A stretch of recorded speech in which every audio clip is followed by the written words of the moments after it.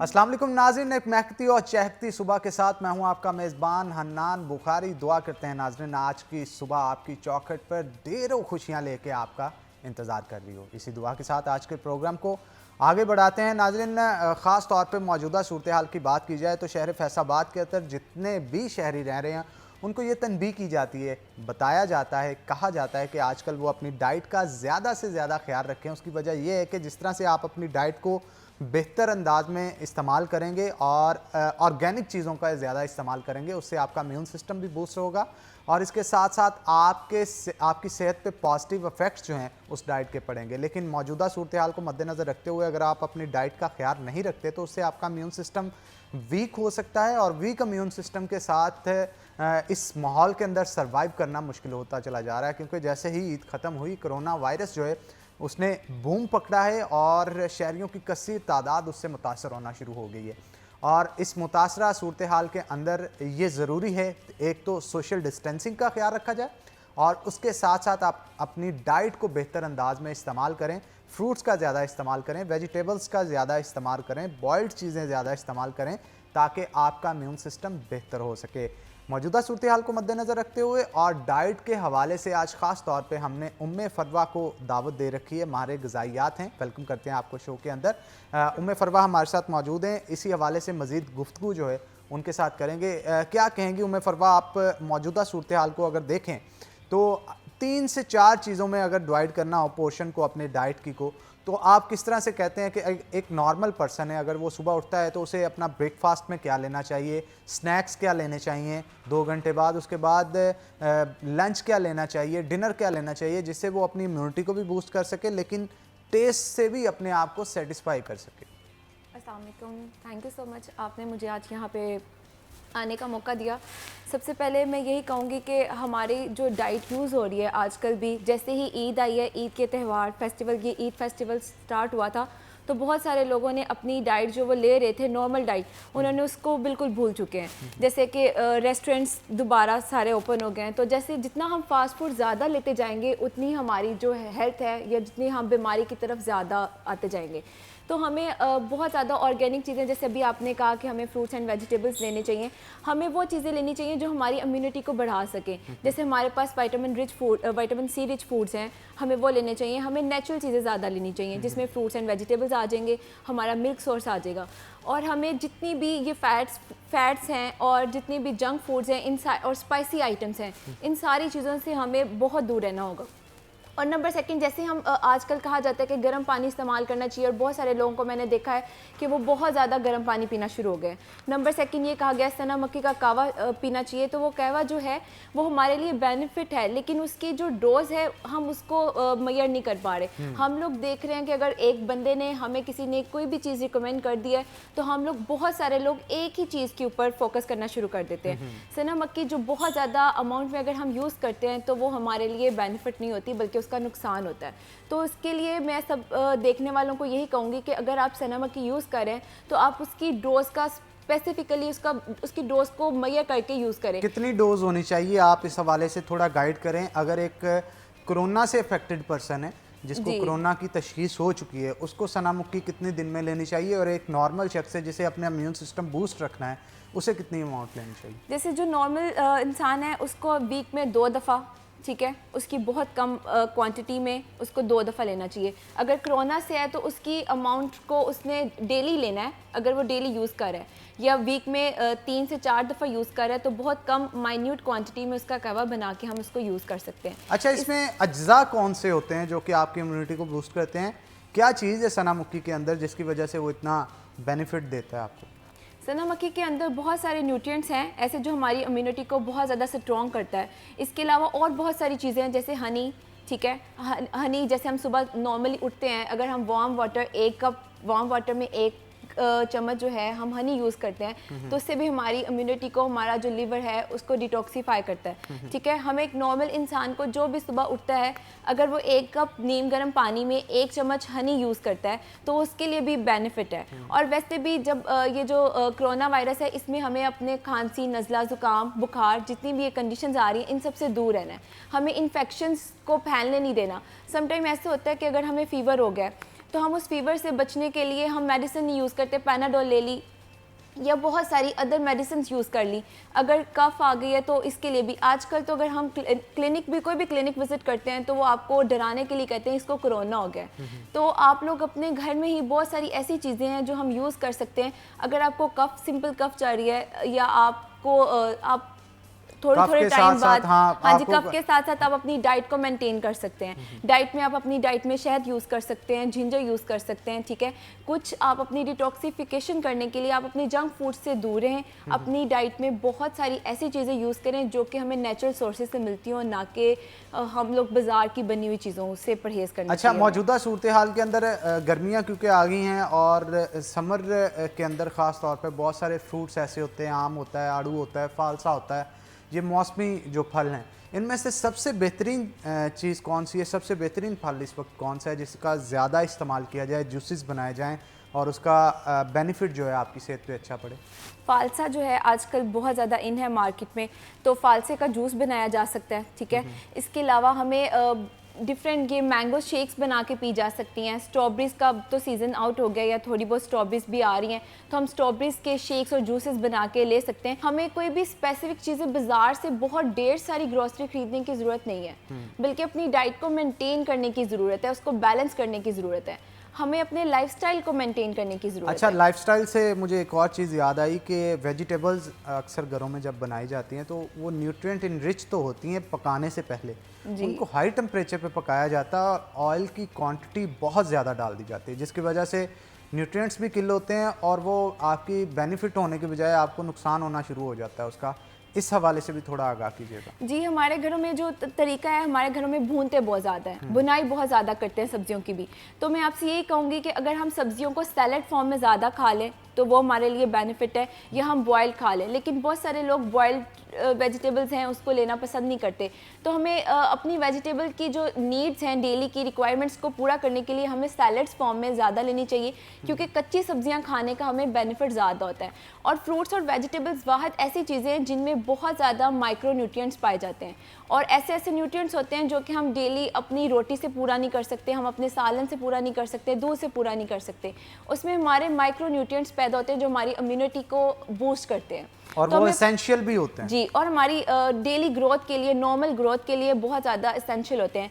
जैसे कि बहुत सारी ऐसे न्यूट्रिएंट्स हैं, अगर हम वो अपनी डाइट से ओमिट कर देते हैं, निकाल देते हैं, तो हम बहुत सारी माइक्रो न्यूट्रिएंट डेफिशिएंसीज के शिकार हो जाते हैं। जैसे कि आयरन डेफिशिएंसी एनीमिया, आपने बच्चों को भी आजकल सुना होगा, बड़ों को भी सुना होगा, क्योंकि हम जितनी भी आयरन डेफिशिएंट क्यों हैं, क्योंकि बहुत सारे लोग जो हैं वो गोश्त नहीं खाते, सब्जियां नहीं खाते, वो उनका फोकस सिर्फ और सिर्फ दालों पे होता है। या हमारा फास्ट फूड जो है, फास्ट फूड के से रिलेटेड अगर हम देखें तो फास्ट फूड से रिलेटेड एक रिसर्च भी आई है जो कि हमारे ब्रेन फंक्शंस को इम्पेयर कर देती है। और अगर हम लाइफस्टाइल को देखें, हमारे घरों का जो आजकल लॉकडाउन की वजह से हर बंदे का जो लाइफस्टाइल है वो बहुत चेंज हो चुका है। हर बंदा जो है वो ज़्यादा से ज़्यादा टाइम जो है अपना फ़ोन पे यूज़ कर रहा है, या फिर कोई भी वीडियो एक्टिविटीज़ पे। हमने अपनी तमाम तर एक्टिविटीज़ को बिल्कुल ख़त्म कर दिया। बिल्कुल आप ठीक कह रहे हैं उम्मे फरवा, आपका बहुत शुक्रिया। आपने बहुत सारी इंपॉर्टेंट इन्फॉर्मेशन जो थी वो हमारे साथ और हमारी ऑडियंस के साथ शेयर की, तो इसके लिए आपका बहुत शुक्रिया। नाज़रीन, एक छोटी सी ब्रेक लेंगे, ब्रेक के बाद दोबारा हाजिर होते हैं। कहीं मत जाइएगा, हमारे साथ रहिए।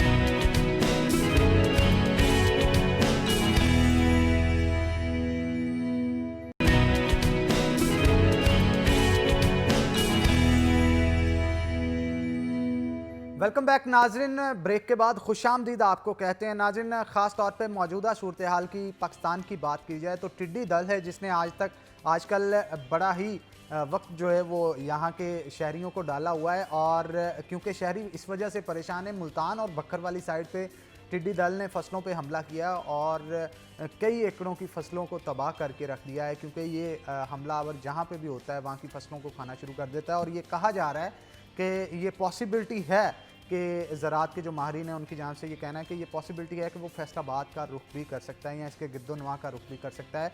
चंद दिन पहले एक खबर भी चली थी जिसके अंदर ये भी बताया गया था कि जो उकाड़ा के साथ तांदियाँ वाला का इलाका है वहाँ पे टिड्डी दल जो है उसने हमला भी किया था।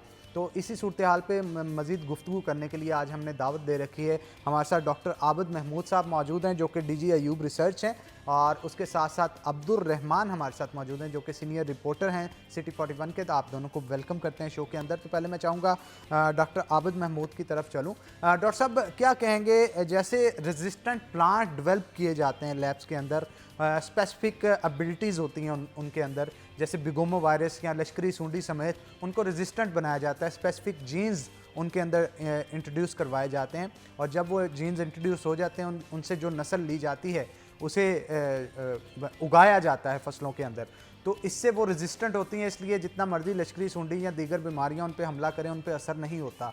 आखिर क्या वजह है? पाकिस्तान के अंदर इतने बेहतरीन साइंटिस्ट हैं, चाहे वो निबजी के हों, नायाब के हों या फिर अयूब रिसर्च के हों, बायोटेक्नोलॉजी के ऊपर बड़ा इस पर काम किया जा रहा है और जीन्स इनकॉर्पोरेट किया जा रहे हैं और रिसर्चेस भी इस हवाले से चल रही होंगी।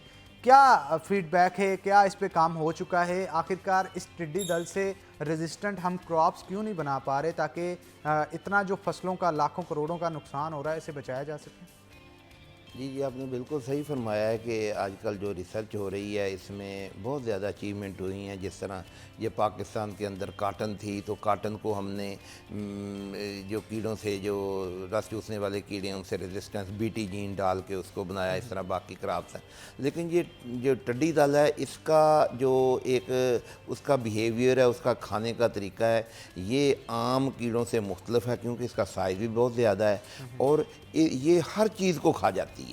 ये इवन जो दरख्त होते हैं, जड़ी बूटियाँ होती हैं उनको, और दुनिया में अभी तक कोई कहीं भी जो है वो टिड्डी दल से रेजिस्टेंट कोई अभी तक क्रॉप बन नहीं सकी है। तो इसलिए पाकिस्तान में भी अभी तक कोई ऐसी जो है वो नहीं है। इस मुख्तलिफ स्ट्रेटजीज़ होती हैं ना, कुछ में होता है कि आप रेजिस्टेंट, क्योंकि अगर कीड़ा छोटा हो, बहुत ज़्यादा तादाद में हो, तो फिर हम उसके क्रॉप्स को उसको रेजिस्टेंस में लेके आते हैं, वरना फिर उस कीड़े को कंट्रोल की तरफ ज़्यादा जो है वो तवज्जो दी जाती है। तो ये अब आपको पता है कि ये जो इस दफ़ा टिड्डी दल आया है पाकिस्तान में, ये 27-28 साल बाद आया है। हमारी जो है ये सारे मिल के जो है ये सारे जितने भी महकमे हैं ये सारे मिलके कर रहे हैं, और इसके ऊपर सारा ये जितनी भी स्प्रे मशीनें हैं, जितने इसके ऊपर लोग स्प्रे कर रहे हैं और जो पेस्टिसाइड इस्तेमाल हो रहा है, ये सारा गवर्नमेंट की तरफ से है, जिम्मेदार। बिल्कुल आप ठीक कह रहे हैं। इसी हवाले से अब्दुल रहमान से भी मैं पूछना चाहूँगा। अब्दुल रहमान, स्प्रे अगर गवर्नमेंट की तरफ से की जा रही है, बहुत सारे किसानों की जानिब से ये भी तो कहा गया होगा कि हमारी फसलों के ऊपर स्प्रे नहीं किया गया, या अगर ख़ास तौर पे स्पेसिफिकली हम बात करें फैसाबाद की, तो फैसाबाद के अंदर जहाँ ये खदशा है कि टिड्डी दल आ सकता है, क्योंकि समुंदरी और तानलिया वाला में तो आ चुका था, तो इसका मतलब ये है कि फैसलाबाद का भी रुख किया जा सकता है। तो यहाँ पे कितनी फसलों के ऊपर स्प्रे किया जा चुका है? हनान, यहाँ पे इन्होंने एक क्राइटेरिया बनाया था कि जहाँ टिड्डी गुजरा है या जहाँ पे उसने रात बसर की है, तो उन जगहों को ढूंढ के, ताकि वहाँ पर अगर अंडे हैं तो उन पे स्प्रे किया जाए, क्योंकि जब ये गुजरा होता है तो तब तो स्प्रे मुमकिन नहीं होती, मासवाए इसके कि हेलीकॉप्टर के ज़रिए की जाए। और उसमें एक शायद हेलीकॉप्टर तबाह भी हो गया था, उसके परों में टिड्डी फंस गई थी, अब नए मंगाए जा रहे हैं तैयारे। तो ये वहाँ पर स्प्रे की जाती है जहाँ पर इसने रात गुजारी हो, दरख्तों पर या रेतली जगहों पर, तो वहाँ पर तो जो महकमा ज़राअत है उनका दावा है कि स्प्रे की जा रही है। इसमें ये भी वेट कर रहे थे महकमे वाले कि अभी जो टेम्परेचर है 45 क्रॉस करेगा तो उसके बाद इसके लिए फेवरेबल कंडीशन नहीं रहेगी। लेकिन ये बदकिस्मती भी हुई है कि मौसम अगर एक जानब अच्छा हो गया, लोगों ने सूखा सांस लिया, गर्मी कम हुई है, तो दूसरी जानब ये टिड्डी के लिए बड़ा फेवरेबल मौसम है, क्योंकि इसमें जो मज़ीद बढ़ जाएगा, अगर 45 प्लस टेम्परेचर हो, शायद वो अंडे से ना निकल पाए ना। लेकिन अभी जो है वो उसका हमला जो मज़ीद हो सकता है, क्योंकि अभी ये बारिशें हुई हैं, टेम्परेचर 30-35 पे आया है। इसके बाद मानसून शुरू हो जाएगा, तब फिर उसके लिए बड़ी ज़बरदस्त कंडीशन हो जाएगी कि वो उसमें अपने आप को बढ़ाए। स्प्रे पूरे पंजाब पे हर फसल पे नहीं हो सकती, ना की जा सकती है। इसमें जहाँ किसानों की जानिब से इतलात दी जाती हैं कि यहाँ पर टिड्डी गुजरी है या वहाँ पर रात गुजारने के अलामात मौजूद हैं, किसान जब उसकी शहादत देते हैं या महकमे को कहते हैं, तो फिर वो महकमे वाले वहाँ पर जाकर स्प्रे कर देते हैं ताकि जो एगलिंग क्या वो उसकी ख़त्म हो जाए। लेकिन फिर भी एक बड़ा हिस्सा जो बाकी रह जाता है उनका, जहाँ से टिड्डी दोबारा से पैदा हो जाती है। और जो पिछले साल अटैक हुआ था उसके बाद ये नया अटैक है, तो ये वही है जो उनके अंडों से निकलने वाली जो नया डॉक्टर साहब ये नया हमला तो नहीं हुआ, पुराने अंडे वाला ही है। अंडे वही हाँ, वही पाकिस्तान अंडे में जो, जो अंडे ये एक बड़ा मसला है कि यहाँ पर अगर ये इंडिया चली भी गई है, इंडिया से आगे भी चली गई, तो जहाँ पे ये इसने रात गुजारनी है, अंडे देने या अपने सीज़न में, वो फिर दोबारा से एक नया जो सिलसिला चलता रहता है तब तक जब तक मुकम्मल तौर पर इस पर काबू नहीं पा लिया जाता, स्प्रे नहीं की जाती, कोई ऐसे तरीके वज़ा नहीं किए जाते कि किसानों के साथ मौसर रब्ता हो, जिसमें ज़राअत ऑफिसर जहाँ भी किसान कहें वहाँ पर जाकर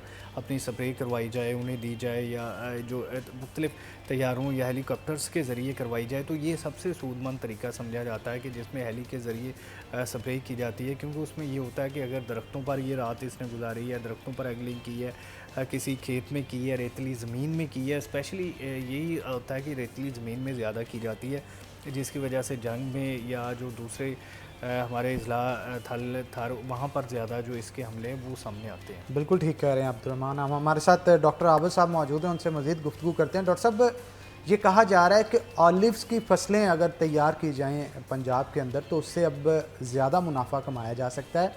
क्या स्ट्रेटजी होनी चाहिए, किसानों को इस तरफ राग़िब किस तरह से करेंगे? क्योंकि यहाँ पे तो ज़्यादातर गंदम चलती है और कपास चलती है। इससे हटके अगर एक बिल्कुल नई चीज़ है, अगर किसानों को उस पर आपने कोई सेमिनार मुनक्कद किए हों या कोई उनकी आगाही मुहिम की हो जो कि जाके उनको बताता हो कि अगर आप ये फसल काश्त करते हैं तो इससे एनुअली या 6 माह के बाद आपको इतना फ़ायदा होगा? जी, ये आपने आंसर बिल्कुल सही फरमाया है। हमारा जो अयूब रिसर्च इंस्टीट्यूट है, इसके 26 इसके ज़ैली रिसर्च इंस्टीट्यूट्स हैं पूरे पंजाब के अंदर। राइस रिसर्च इंस्टीट्यूट कालाशाह काकू में है, mango research institute, cotton research institute. इसी तरह हमारा एक रिसर्च इंस्टीट्यूट है बरानी एग्रीकल्चर रिसर्च इंस्टीट्यूट चकवाल में, जिसने बहुत ज़्यादा काम किया ऑलिव के ऊपर। तो जैतून जो था इसको पाकिस्तान में मुतारफ़ करवाया हमने 2002 में, इसके ऊपर रिसर्च शुरू की, फिर 2003, 2004। अब हमने कोई 20 लाख से ज़्यादा पौधे जो ज़िम्मेदार लोग हैं उनको फ्री प्रोवाइड किए पोठोहार रीजन में। ये हमारा एक प्रोजेक्ट था बरानी रिसर्च इंस्टीट्यूट का, जिसमें ये जेलम, रावलपिंडी, 5 इसमें ज़िले थे, जेलम, रावलपिंडी, अटक, चकवाल और खुशाब। तो इन ज़िलों के अंदर फिर ज़िम्मेदारों को जो ड्रिप इरिगेशन है इसके ऊपर लगाने के लिए उसके ऊपर सब्सिडी दी गई। फिर इवन जो पानी ज़मीन से, क्योंकि वहाँ पे बड़ा मुश्किल होता है, पानी कम है उधर पानी, जिस तरह हमारा इधर जहाँ मर्जी हम ट्यूबवेल लगा लेते हैं तो वहाँ पे इस तरह पानी नहीं होता, बहुत कम जगह पे पानी है और बड़ा महंगा। तो उसके ऊपर भी पानी निकालने के ऊपर भी ज़मीन से जो है सब्सिडी दी गई। तो ये बहुत कामयाब जो है ये प्रोजेक्ट चला, जिससे और फिर हमने जो ज़िम्मेदार थे उनको तेल निकाल, क्योंकि इसकी मशीनें जो हैं वो महंगी हैं, तो वो बरानी रिसर्च इंस्टीट्यूट के अंदर एक बहुत बड़ी मशीन जो है वो तेल जैतून का ज़िम्मेदार लोग लाते हैं, तो उसमें से वो हम फ्री, उससे कोई पैसा नहीं लेते, उनको तेल निकाल के देते हैं। पिछले साल 100 टन से ज़्यादा जो है वो तेल निकाला गया बरानी रिसर्च इंस्टीट्यूट चकवाल के अंदर जो है वो, जो उसके फल से जो है। तो इस तरह ये एक बड़ा काम है। लेकिन ये अभी तक जो हमने जो एक्सपेरिमेंट्स किए हैं ये सिर्फ अभी पोठोहार रीजन के अंदर जो वैराइटीज़ हैं, ये एक लंबा प्रोसेस होता है रिसर्च का। तो अभी जो है ये पोठोहार रीजन के अंदर के लिए वैराइटीज़ हमने तैयार की हैं। अभी जो बाकी ज़िले हैं पंजाब के, क्योंकि हमारे जो ज़हन में है, जो साइंसदान हैं हमारे, हम ये समझते हैं कि जिस तरह पानी की कमी आ रही है, तो जिस तरह आपने फरमाया गंदम है या हम कोई ऐसी फसलें यहाँ पे लेके आएँ, कमाद जो है उसको कम करें जिसको ज़्यादा पानी चाहिए। और ये जैतून एक ऐसी चीज़ है जिसकी मार्केटिंग, क्योंकि आमतौर पे ये भी होता है कि ज़िम्मेदार अगर कोई चीज़ ज़्यादा पैदा कर लेते हैं तो फिर उसकी मार्केटिंग का मतलब वो बिकती नहीं है, बहुत सस्ती हो जाती है। आजकल आप देख लें ये तरबूज खरबूज 10 रुपये 15 रुपये किलो बिक रहे हैं। आप अंदाज़ा लगाएं कि कहाँ से ज़िम्मेदार से ये आ रहा है, उसकी ट्रांसपोर्टेशन कास्ट, उसको तोड़ने की, उसको उगाने की। तो क्या कोई चीज़ ज़्यादा, ये कोरोना की वजह से इतना ज़्यादा ये दूर तक नहीं जा सका ये फल, तो अब ये एक्सपोर्ट नहीं हो सका, ये केपी में नहीं जा सका, ये अफगानिस्तान में जाता था वहाँ नहीं जा सका। तो इससे जो है वो बड़ी मतलब है, इस तरफ कोई भी फसल जो होती है उसकी ज़्यादा। तो ये जैतून का ये है कि इसकी डिमांड भी बहुत ज़्यादा है, इसलिए हमने इसको सिलेक्ट किया था। और इसको पानी बहुत कम चाहिए, ये बहुत जल्दी जो है ये फल देना शुरू कर देता है। और ये फिर हमने ये भी देखना होता है कि ज़िम्मेदार जो पहले एग्जिस्टेंस उसकी जो प्रैक्टिस जो कुछ लगा रहा है उससे ज़्यादा प्रॉफिटेबल चीज़ होगी तो फिर ज़िम्मेदार अडाप्ट करेगा ना। तो इसके साथ ना सिर्फ ये जैतून है, हम एवोकाडो के ऊपर काम कर रहे हैं, बेरीज जो है ये ब्लैकबेरी, रसबेरी, इसके ये नए 10 फ्रूट जो हैं दुनिया में जो पाकिस्तान में पहले नहीं ग्रो हो रहे, उनके ऊपर रिसर्च हो रही है और इनसे अच्छी खासी इनकम जनरेट फॉरेनर कंट्रीज कर रही हैं। हाँ जी। और बाई प्रोडक्ट्स बना इसके बाई प्रोडक्ट। तो अब एवोकाडो के बड़े हमारे जो कामयाब तजर्बात हुए हैं, अब हम इंशाल्लाह जिस तरह जैतून फैला है, एवोकाडो, फिर बेरीज, ये ब्लैकबेरी इधर बड़ी कामयाब हुई है। तो ये पिछले 1-2 साल में, क्योंकि हमने फिर 2-3 साल उसको उसकी डिजीज़ देखनी होती हैं, उसके इंसेक्ट देखने होते हैं, उसको दूसरी फसलों के साथ उसका कम्बिनेशन, ये ना हो कि एक फसल हम ले आएँ तो दूसरी किसी फसल को नुकसान पहुँचाना शुरू कर दे। तो ये सारी चीज़ें जो है ये एक लंबी रिसर्च होती है। तो इस तरह हम ये पिस्ताशियो जो है, ये पिस्ता जो है वो इसकी हम बनानी रिसर्च इंस्टीट्यूट के अंदर जो है वो कस्टर्ड फ्रूट है, इस तरह ये नेक्टरीन है। तो ये सारी अंगूर पे हमने काफ़ी रिसर्च की और पंजाब के अंदर आपको पता है काफ़ी अब जो है वो अंगूर जो है वो लगना शुरू हो गया है। तो इस तरह ये हम जो नए नए फ्रूट्स हैं उनके ऊपर, नई क्रॉप्स के ऊपर, सोयाबीन जो है पाकिस्तान बाहर से इसका मील और ये पोल्ट्री में और बाकी इस्तेमाल होता है। तो सोयाबीन के ऊपर हमारा जो ऑयल सीड रिसर्च इंस्टीट्यूट है फैसलाबाद के अंदर ही, उसने बहुत अच्छी इसकी वैराइटीज़ बनाई हैं और आप देखेंगे इंशाल्लाह आइंदा 2-3 फिर ये जो किन्नू है, सीडलेस किन्नू हमने तैयार किया है, क्योंकि जो महंगी मार्केट्स हैं जो इंटरनेशनल, यूरोप है, अमेरिका है, जापान है, तो वो सीडलेस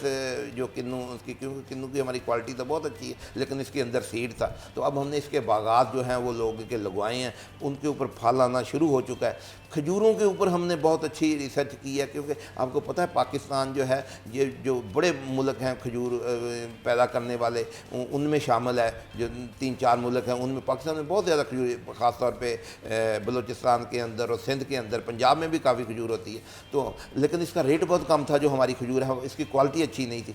हम जो दुनिया की महंगी तरीन खजूरें हैं, अजवा, अंबर, खलास, माजूल, बरी, ये हम वैराइटीज़ लेके आए। उनमें से 15 हम वैराइटीज़ लेके आए यहाँ आज से 5-6 साल पहले, और जिनके मैंने नाम लिए हैं ये 4-5, ये बहुत ही कामयाब हुई हैं। तो अब हमने इसके मल्टीप्लिकेशन ब्लॉक्स जो हैं वो लगा दिए हैं फैसलाबाद के अंदर, जंग के अंदर, भावलपुर के अंदर, और अगले 2-3 साल के अंदर हम इंशाल्लाह इन वैराइटीज़ के, ये जो महंगी है 150 रियाल 200 रियाल किलो जो हमारे लोग जाते हैं जब उम्रा करने, हज करने, वहाँ से लेके आ, तो ये हम इंशाल्लाह ये खजूरें जो हैं ये इधर कामयाब होंगी और ये हम इंशाल्लाह एक्सपोर्ट करेंगे। बिल्कुल आप ठीक कह रहे हैं अब्दुर्रहमान, आपका भी बहुत शुक्रिया, और डॉक्टर आबद साहब हमारे साथ मौजूद थे, आपका भी बहुत शुक्रिया।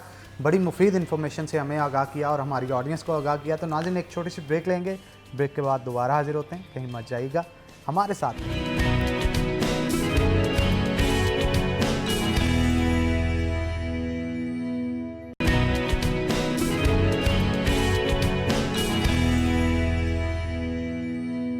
वेलकम बैक नाज़रीन, ब्रेक के बाद खुश आमदीद। और मौजूदा सूरत हाल शहर फैसलाबाद की अगर बात की जाए तो शहर फैसलाबाद को मईशत के हवाले से पाकिस्तान की रीढ़ की हड्डी का हक भी हासिल है, क्योंकि बड़ी टेक्सटाइल्स और तजारती शहर है, तजारती मरकज़ है, और यहाँ पे कपड़े का कारोबार जो है वो बड़ा ज़बरदस्त चलता है। और इस शहर से कपड़ा जहाँ पाकिस्तान के दूसरे शहरों में जाता है, वहीं एक्सपोर्टर्स जो हैं वो एक्सपोर्ट भी करते हैं बहुत बड़ी तादाद में। तो मौजूदा सूरत हाल के अंदर शहर के अंदर बहुत सारी ताजर तंजीमें हैं। अंजमन अलाइड ग्रुप है ताजरान की, सुप्रीम अंजमन ताजरान है, सुप्रीम अंजमन ताजरान के अलावा अंजमन ताजरान सिटी रजिस्टर्ड जो है उनके ग्रुप्स हैं। तो ग्रुप्स फैसलाबाद शहर के अंदर ताजरों के बने हुए हैं। आखिरकार इन ग्रुप्स की वजह क्या है? शहर फैसलाबाद के अंदर ताजरों के मुख्तलिफ ग्रुप बनाए क्यों गए हैं? क्या इनके मुतालबात जो हैं वो पूरे नहीं हो पाते? और अगर पूरे हो पाते हैं तो उसके बाद अगर ताजरों की जानिब से हड़ताल का ऐलान किया जाता है तो बाज़ औक़ात ऐसे भी होता है कि एक तंजीम की जानिब से ऐलान में शिरकत की जाती है तो दूसरी की जानिब से नहीं की जाती। एक कह सकते हैं आपके अजीब सूरत हाल इख्तियार कर गया है शहर फैसलाबाद की ताजरों के हवाले से। तो इसी पे गुफ्तगू करने के लिए आज हमने ख़ास तौर पे दावत दे रखी है। हमारे साथ ज़फ़र इकबाल सिंधु साहब मौजूद हैं जो कि चेयरमैन अंजमन ताजरान फैसलाबाद हैं और पॉलिटिकल एडवाइज़र भी हैं पाकिस्तान तहरीक इंसाफ के नॉर्थ रीजन के। तो वेलकम करते हैं आपको शो के अंदर। क्या कहेंगे इकबाल साहब, मौजूदा सूरत हाल के अंदर ताजर एक प्लेटफॉर्म पे नज़र क्यों नहीं आते? उनका ये कहना है कि मुख्तलिफ जो तंजीमें बनाई गई हैं, 8 बाज़ारों के घंटाघर की बात की जाए तो हर बाज़ार के अंदर कोई ना कोई ताजर तंजीम जो है वो अपना असर रसूख ज़्यादा रखती है और दूसरी कम रखती है। जैसे अलाइड ग्रुप ज़्यादा कचहरी बाज़ार के अंदर नज़र आता है, सुप्रीम अंजुमन ताजरान जो है वो ज़्यादा कारखाना बाज़ार में, और शाहिद रज़ाक सिक्का साहब की जो है वो ओवरऑल आर्ट बाज़ारों में कहीं ना कहीं अपनी जो है वो पकड़ मजबूत रखती है। तो आखिरकार वजह क्या है? ताजरों ने अपनी तंजीमें मुख्तलिफ क्यों बना रखी है? एक तंजीम क्यों नहीं बनाई जाती? हर एक ने अपना लीडर मुख्तलिफ क्यों चुना है? बिस्मिल्लाहिर्रहमानिर्रहीम जी। हनान भाई बहुत शुक्रिया, पहले तो आपने मुझे इनवाइट किया, और ये बड़ा अहम इशू है फैसलाबाद का कि ताजर जो हैं उनकी 2-3 तंजीमें हैं और हर कोई अपने हिसाब से वर्क कर रहा है। मैं उसमें बस जो अपनी अंजुमन ताजरान लाइट ग्रुप है इसका थोड़ा सा आपको बैकग्राउंड बताऊंगा तो आपको समझ आ जाएगी कि इसकी वजह क्या थी कि हमने अंजुमन ताजरान लाइट ग्रुप क्यों बनाया। 2010 में मैं जब अपना हमारा बिज़नेस स्टार्ट किया, हमने न्यू सिटी जो हरियाँ वाला चौक जब डेवलप हो रहा था McDonald toward the ground, तो वहाँ पे बहुत सारे इश्यूज़ थे, बड़े प्रॉब्लम्स थे। तो मैंने जो हमारी मेन तंजीम उस टाइम शाहिद रज़ाक सिक्का साहब वाली थी, उनसे रब्ता किया कि यार ये हमारे इश्यूज़ हैं, इनको देखें, हमें इंतज़ामिया तंग करती है, हमारे जो सामने पार्किंग के इश्यूज़ हैं, रोड के इश्यूज़ हैं, तो इनको ज़रा आप टेकअप करें क्योंकि आप इनको चला रहे हैं। तो मुझे बड़ी मायूसी हुई कि हमें वो रिस्पांस ना मिला कि जो मतलब आना चाहिए था, जो एक लीडर का फ़र्ज़ होता है, उस हिसाब से हमें वो बैकअप ना मिला। तो फिर हमने जो पूरे जितना न्यू सिटी जिसको आप कह सकते हैं कि नहर से आगे जो था, उसको हमने सबको कंबाइन किया। कंबाइन करने के बाद हमने ये यूनानिमसली फ़ैसला किया कि यार हमारे इश्यूज़ के ऊपर कोई भी जो तंजीम है वो उसको लुक आफ्टर नहीं कर रही। तो इसका बेहतरीन हल ये है कि हम खुद से मिल के एक अंजुमन ताजरान इलेक्ट करवाते हैं। फिर हमने अंजुमन ताजरान अलाइट ग्रुप इलेक्ट करवाया। इलेक्शन के बाद हमारे अहदेदारान आए और इसमें हमने जो एक नई जिद्दत दी कि पहले जितनी भी तंजीमें थीं उनका फोकस इंतज़ामिया होती थी। मैक्सिमम उनका महवर ये होता था कि आप इंतज़ामिया से रिलेशनशिप डेवलप कर लें, बस नो मोर, और अपने अपने बिजनेसेस को स्ट्रॉन्ग कर लें। लेकिन अंजुमन ताजरान अलाइट ग्रुप ने आके नया ट्रेंड दिया। हमने जब भी कोई ताजरों के इश्यूज़ हुए, हमें रोड पे आना पड़ा, हम रोड्स पे आए। हमें अगर लाहौर अपना उसके असम्बली के सामने एहतजाज करना पड़ा, हम वहाँ हमने एहतजाज किया। हमें इस्लामाबाद जाके करना पड़ा, हमने वहाँ किया और ताजरों के मसले हल कराए। और उसका नतीजा ये निकला आज कि आज आलमोस्ट हमारे साथ 150 के करीब रजिस्टर्ड तंजीमें, जो कि जैसा कि आपने कहा कचहरी बाज़ार की हद तक हमारी अंजुमन ताजरान अलाइट ग्रुप नहीं है। हमारी 8 बाज़ारों में ही अंजुमन ताजरान अलाइट ग्रुप है। और 8 बाज़ारों के जो मेन लोग हैं, जैसे हमारे नसीर वोरा साहब हैं, वो अंजुमन ताजरान सिटी रजिस्टर्ड में उनका बड़ा अहम एक रोल था, उनके चेयरमैन थे, वो हमारे साथ आ गए। इसी तरह जो अंजुमन ताजरान सुप्रीम कौंसिल है उसके भी बहुत से दोस्त हमारे साथ हैं। हमारी तंजीम इस टाइम पूरे फैसलाबाद में अगर मैं ये कहूँ कि सबसे ज़्यादा जो रजिस्टर्ड तंजीमें जिस तंजीम के साथ इलाक़ हैं वो अंजुमन ताजरान अलाइट ग्रुप है। आपने जो बात की कि ये नहीं होना चाहिए, ये बिल्कुल आपकी बात ठीक है कि एक तंजीम होनी चाहिए। इस पे मैं पहले एफ़र्ट्स कर चुका हूँ कि हमें मिल के सबको एक डगर पे एफ़र्ट्स करनी चाहिए, एक लाइन पे चलना चाहिए ताकि ताजरों के मामला जो हैं बेहतर तरीके से हल कर सकें। क्योंकि फ़ैसलाबाद में हमेशा से ये रहा है कि फ़ैसलाबाद की चाहे सियासत हो या बाकी कोई भी इशू हो, उसमें ताजरों का बड़ा अहम किरदार रहा है। ग्रुपिंग नज़र आती है, लेकिन ग्रुपिंग है, लेकिन उस किरदार भी नो डाउट कि यहाँ पे ताजरों में से MNAs इलेक्ट होते हैं, ताजरों में से MPAs इलेक्ट होते हैं, ताजरों में से मिनिस्टर भी बने हैं इन फ्यूचर। तो मकसद बताने का ये है कि ये हमारा जो है वो कट होना चाहिए। मैं उस पर ख़ुद बड़ा सरगर्म हूँ और मैंने सिक्का साहब से भी कई दफ़ा बात की है, पल्ली साहब से भी की है कि यार सबको मिल के चलना चाहिए और कोई ऐसा एक तरीक़ाकार हो कि जिसके तहत हम सब तंजीमें इकट्ठी हों और ताजरों के मामला ज़्यादा बेहतर तरीके से। अच्छा, इस तरह भी देखने में आता है कि बाज़ात अहम ओहदों पे ताजर तंजीमों के वो लोग बराजमान होते हैं जिनका तजारत से कोई लेना देना ही नहीं होता। इस पे आप क्या कहें? अच्छा, उसमें ये डेफिनेटली कई जगहों पे ऐसा होता है कि कुछ हमारे जो दोस्त हैं किसी को oblige करने के लिए किसी दोस्त को ऐड कर लेते हैं तंजीम में, लेकिन ये बहुत माइनर है, मतलब उसका कोई रोल नहीं होता। बेसिकली जो आगे लीड कर रहे होते हैं वही लोग कर रहे होते हैं जो ताजरों के हकीकी मायनों में नुमाइंदे होते हैं। ऐसा बहुत रियर चांस है कि वो कोई ऐसा बंदा हो कि जो जिनका कोई ताजरों से तल्लक ना हो और वो आया हो।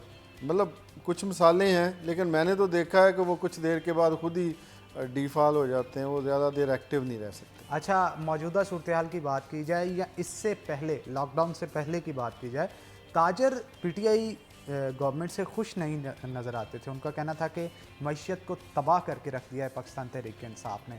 आप क्योंकि पॉलिटिकल एडवाइज़र भी हैं नॉर्थ रीजन के, तो इस हवाले से मैं पूछना चाहूँगा, चेयरमैन भी हैं एक ताजर तंजीम के, तो ये एक 180 डिग्री की जो सिस्टम है कि आप एक तरफ पाकिस्तान तहरीक इंसाफ के पॉलिटिकल एडवाइज़र हैं, दूसरी तरफ चेयरमैन भी हैं तजारत के ताजर तंजीमों के, तो ताजर तो ज़्यादा खुश नहीं नज़र आते पाकिस्तान तहरीक इंसाफ से, एहतजाज ही करते नज़र आए हैं। उन्होंने मुतमिन नहीं एक बार भी कहा कि हम पाकिस्तान तहरीक इंसाफ की हुकूमत से। इस पर आप क्या कहें? अच्छा, उसमें हनान भाई, मैं जो अभी हमारी तंजीम साजी हुई है पीटीआई की, इससे पहले मैं जो हमारा कोऑर्डिनेटर था पाकिस्तान का इंसाफ बिज़नेस फोरम जो हमारा पीटीआई का था, और फैसलाबाद में जो मैं सदर था इंसाफ बिज़नेस फोरम का, और यहाँ पे ताजरों में जो पीटीआई की बुनियाद रखने वाला 2014 में मैं था। मैंने ही वो इंसाफ बिज़नेस फोरम बनाया और उसको आगे डेवलप किया, और उसमें 60 के करीब मुख्तलिफ शोबा है बिज़नेस जो हैं उनको ऐड किया और आगे लेके चला।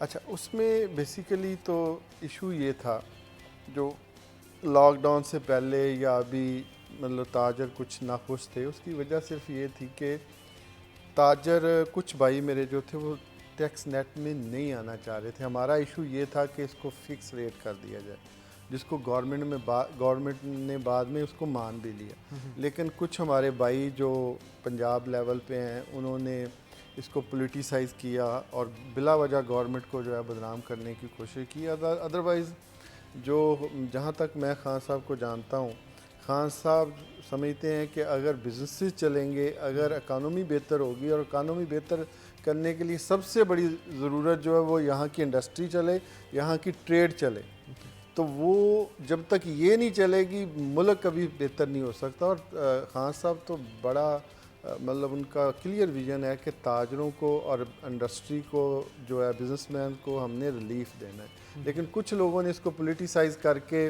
तो बिला वजह जो है कुछ एक ताजरों को गवर्नमेंट के ख़िलाफ़ करने की कोशिश की, लेकिन मेरा ख्याल है कि वो भी अब नाकाम हो गए जब हकीकत सामने आई है कि गवर्नमेंट ने उसको फ़िक्स टैक्स कर दिए, सारा कुछ कर दिया, लेकिन जो हमारे ताजरों के मेन इश्यूज़ थे वो सारे हल हुए इस गवर्नमेंट में। आप क्या समझते हैं, अभी तक जितने MP MNA हैं उनको आपने दावत दी है, आपकी दावत पे ताजरों के मसाइल सुनने के लिए आएँ? हमारा जब भी कोई हमारा इवेंट होता है अंजुमन ताजरान अलाइड ग्रुप या चैम्बर में कोई, तो हमारे आलमोस्ट जिस भी हम MNA या MPA को बुलाते हैं वो आते हैं, और ख़ासकर फैज़ कमोका साहब, फ़रख हबीब साहब, ये तो बड़े सरगर्म हैं।